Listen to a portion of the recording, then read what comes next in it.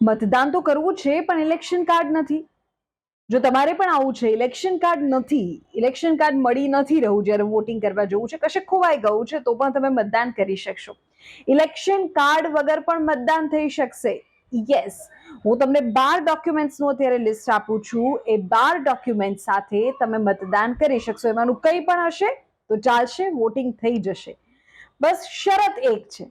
શરત એ છે કે તમારું નામ મતદાર યાદીમાં હોવું જોઈએ. મતદાર યાદીમાં નામ હોય પણ ઇલેક્શન કાર્ડ નથી તો કંઈ ચિંતા ના કરો. આધાર કાર્ડ છે, થઈ જશે વોટિંગ. પેન કાર્ડ છે તો પણ મતદાન થઈ જશે. ડ્રાઇવિંગ લાયસન્સ છે તો પણ મતદાન થઈ જશે. ભારતીય પાસપોર્ટ ધરાવો છો, મતદાન થઈ જશે. મનરેગા એટલે કે અત્યારની જી રામજી યોજનાનું જોબ કાર્ડ છે, બેંક અથવા પોસ્ટ ઓફિસ દ્વારા જાહેર કરાયેલી ફોટોગ્રાફ સાથેની પાસબુક પણ ચાલશે. પેન્શન દસ્તાવેજ કે જે તમારો ફોટો સાથે હોવું જોઈએ એ હોય તો પણ મતદાન થશે.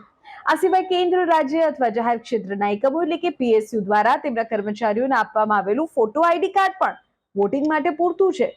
શ્રમ મંત્રાલયની યોજના હેઠળ જાહેર કરાયેલ health insurance smart card, national population register NPR હેઠળ આરજીઆઈ દ્વારા જાહેર કરાયેલું સ્માર્ટ કાર્ડ અને સાંસદ, ધારાસભ્યો, કાઉન્સિલર દ્વારા જાહેર કરાયેલ સત્તાવાર ઓળખપત્ર.